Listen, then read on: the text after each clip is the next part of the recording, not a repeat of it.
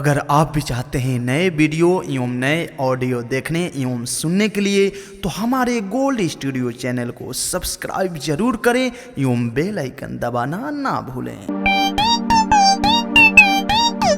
अरे आई हो राजा सोहपुर तू ना ली हो चली राजा भोला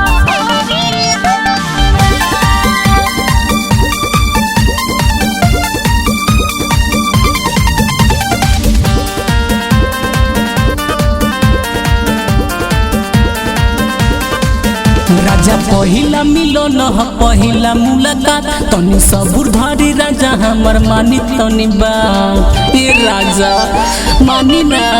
राजा पहिला मिलन ह पहिला मुलाकात तनी सबुर धरी राजा हमर मानी तनी बा कि बेहरी बेहरी गुदगुदावे लकमरिया में आई हो राजा सोहपुर तू धारना ली हो जानी मांझा भोरा हरिया में। अरे आई हो राजा सोहपुर तू धारना ली हो जानी मांझा भोरा हरिया में। अरे आई हो राजा सोहपुर तू धारना ली हो चली राजा भोला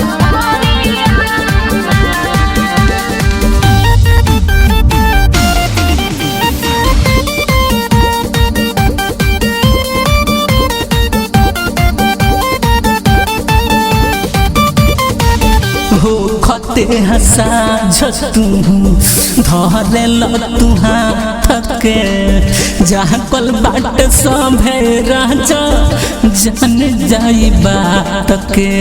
ए राजा सुन कह लख हो खते तू साझा राजा धरे लागो हाथ के जहाँ कल बाट सभे बाबू जान जाई बात के कि केतना दम बाट तोहारा शरीरिया में।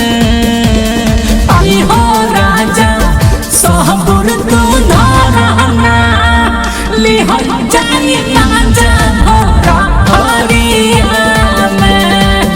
अरे आई हो राजा सोहपुर तू धारना ली हो जानी मांझा भोरा हरिया में।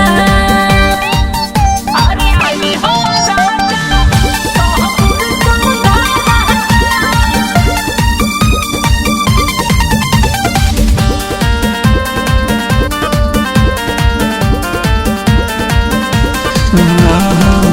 रात चाहे दिन होखे रहल रियाइल ओही खातिर आगा पीछा रह घुरियाइल।